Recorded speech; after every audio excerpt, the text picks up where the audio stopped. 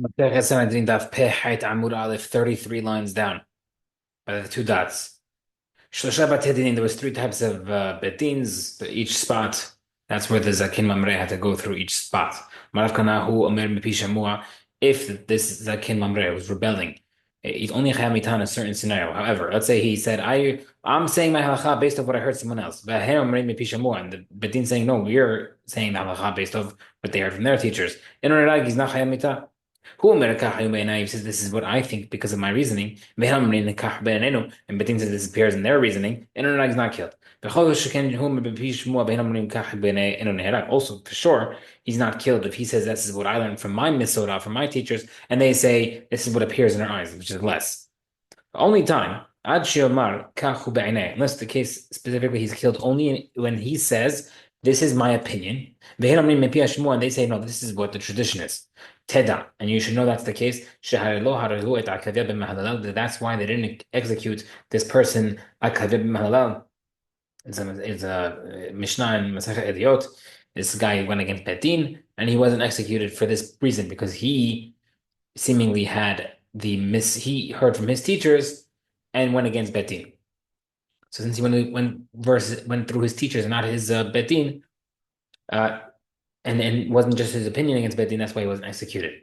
Rabbi Lazar argues, even if he's saying that he got it from his teachers, and Betin says our opinion, he's still considered rebellious and he's killed. Because we don't want to have too many arguments in Bnei Israel. If that's the case, then tomorrow you might say, so how come they didn't execute that other guy? Because he said his opinion, but he didn't instruct anybody to do it. Tanah Mishnah says, if we said that they have to go to three stages, the first Bedin, this is my opinion, this is what they said. They will explain. Seemingly, maybe we want to say that it's Tomar case where the Tamil Hacham is saying, the Zakim Amr is saying, this is what he heard from his teachers. They're saying it's appears in our eyes, and we see that he's killed against Rav Kahana. Umar says no. He's saying this is my opinion, and they're saying that's their tradition, that's why he's executed. Tashma bring a proof according to Bazar.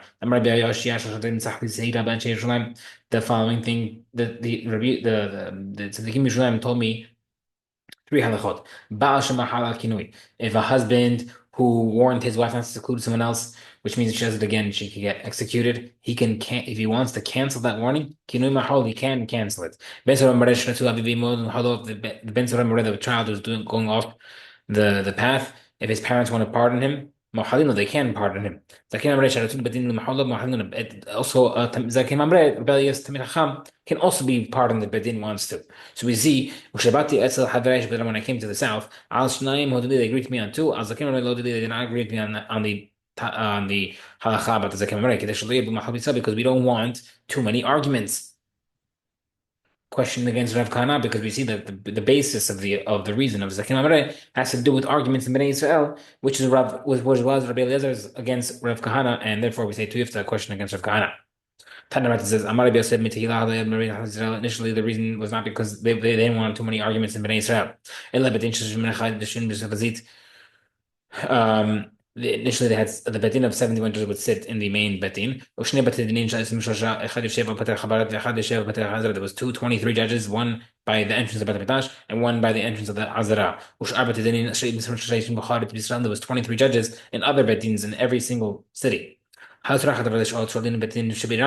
had a question, they would ask their local betin. If they heard it, I'm willing to say this is the halacha. If they don't know the answer, they go to the next closer city. They understand it, I'm willing to explain it. If they don't, they go to the first one by the entrance of Beit HaMikdash.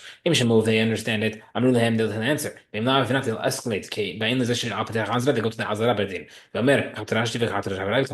This is what we think. They know it, I'm willing to explain it. If not, everybody, all these arguments to come to all the betins come to the main betin. That's where the betin, the Sanhedrin will sit from the morning korban. They sit there till the afternoon korban. In Shabbat and Yom Tov, they would sit in the hell, which is inside the Beit HaMikdash area. They'll ask the question. If they know the answer, I'm really they'll answer. If not, they'll take a vote. Rabu had if the judges ruled that this item was tameh, Timeu, they say Tameh. Rabbi Mutaharin, they argue, the vote will be majority that the item is Tahor. Tiaru, they make it tahor. Now, the problem was that at one point there was a lot of students from Bet Shammai and Bet Hillel that did not fully understand everything that they were learning. And therefore, Rabbi Mahmoud Israel, more arguments started happening than Asid Torah Kshei Torah.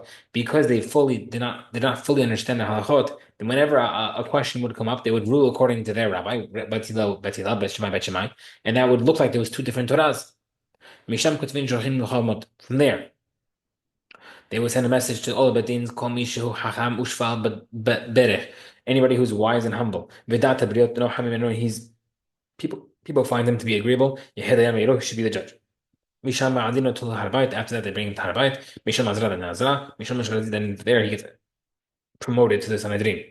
Shalchom Itam is another message. Ezra ben Alaba, who's destined to be part of who get the Almaba. Aminatan Joshua ben someone who's modest and humble. She'ef Ayol She'ef ben Avek, he enters while bowing and leaves while bowing. He lives very modestly.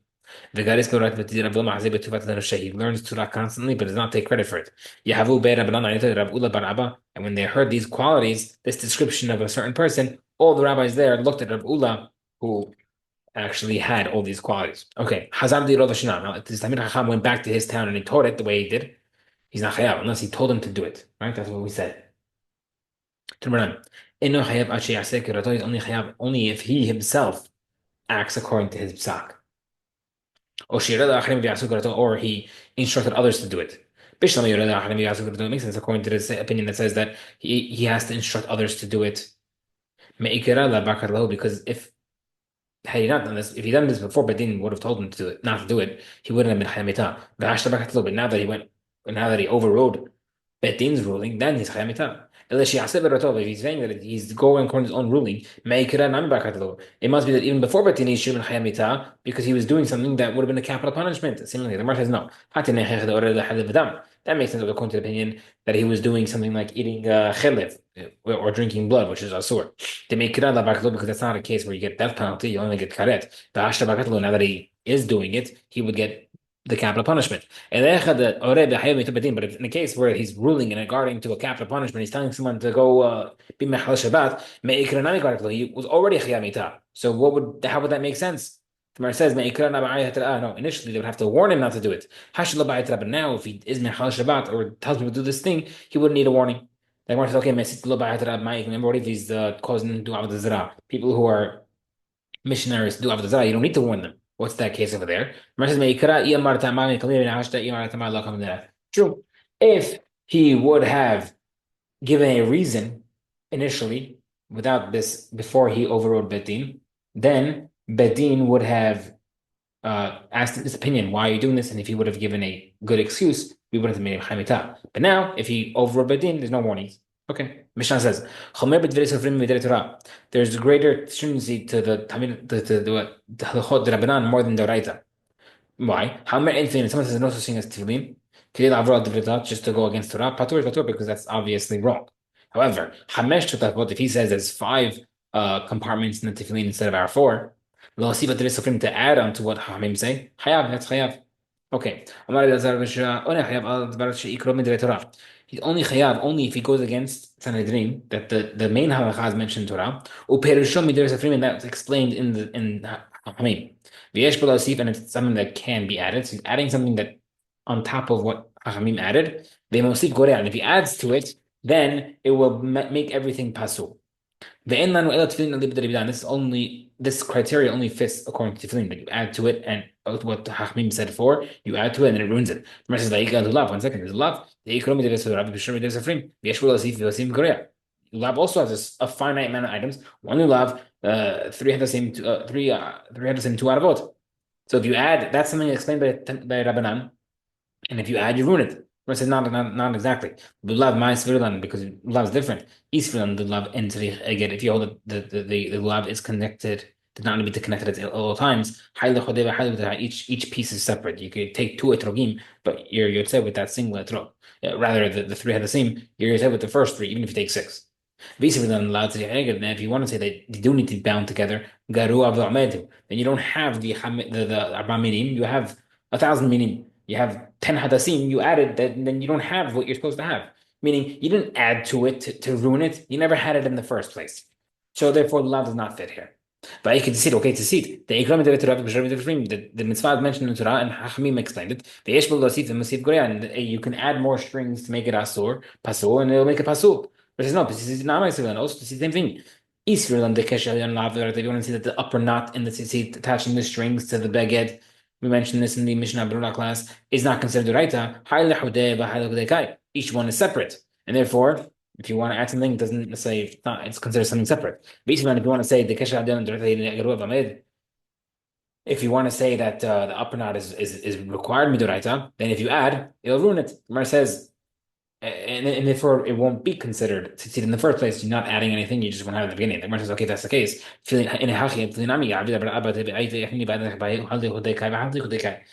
So 1 second, if that's your logic, then also tefillin. If you have four and you're adding the fifth, and then if it's considered separate, it's considered separate. If you make five to begin with, then it was never tefillin to begin with. Same format that we said earlier. How can you say that tefillin fits the criteria if it's the same with the other ones? The rest says no, it's different. It's still not a case where you're making a separate compartment outside the tefillin box that's sealed in with the other four. That's adding, that would ruin it. Okay. And you don't execute the rebellious Tamid Chacham in his betin. V'lo bedin in Shabbat Yavne, betin Yavne. Ela ma'alin to the betin in Shabbat Yerushalayim. They bring him to the main betin in Yerushalayim. Umashimino to other regular guard him until the next Chag, which everybody comes. The Shlosh Shabalim. Mitino to b'regel, and you kill him then. Shnema Pasuk says, the entire nation will hear and be scared. They won't do. They'll be discouraged from doing that. Rabbi says no. In Ma'anin, Dinon says that no, we do not delay execution. It's not allowed. Execution right away because and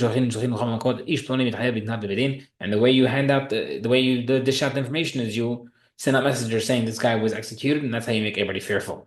You don't execute in Yavne, not in his city. That's according to Rabbi Akiva, we said earlier. The Torah doesn't say that, and they shall see and fear. They only have to hear. Therefore, they don't have to be there in order to hear it. Therefore, you can't postpone it. You just have to notify everybody what happened.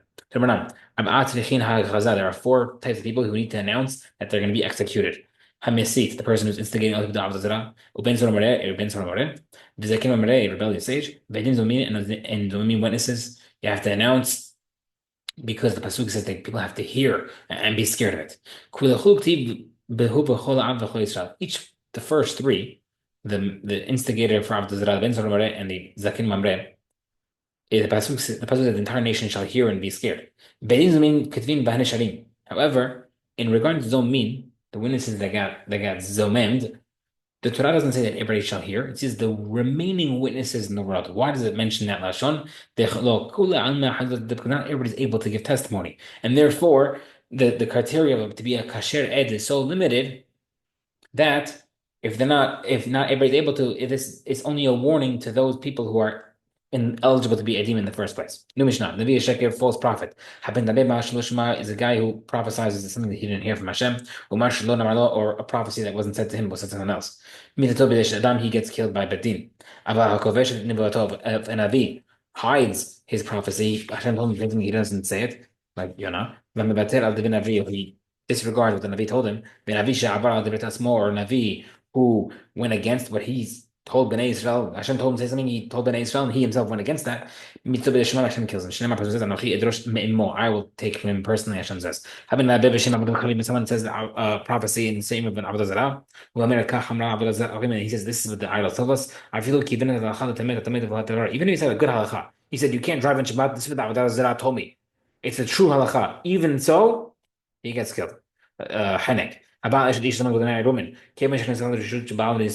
she's considered married to the husband, even if she didn't live with him yet physically, even if another man's with her, even if she's still a virgin, he still gets henek because it is she's considered married.